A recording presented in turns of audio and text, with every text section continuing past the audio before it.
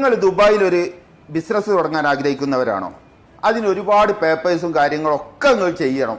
അതുപോലെ തന്നെ ഫാമിലിനെ ഇങ്ങോട്ട് കൊണ്ടുവരേണ്ടവരുണ്ടാവും എല്ലാവരും ദുബായിലേക്ക്. അതിനെന്തൊക്കെ ഡോക്യുമെന്റ്സ് വേണോ?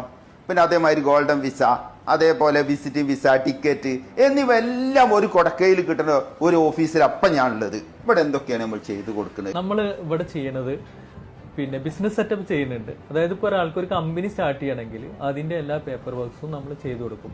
ഇപ്പോൾ ഒരാൾക്ക് ഫാമിലിനെ ഇങ്ങോട്ട് കൊണ്ടുവരണമെങ്കിൽ അതിന്റെ എല്ലാ പേപ്പർ വർക്കും നമ്മൾ ചെയ്തു കൊടുക്കും.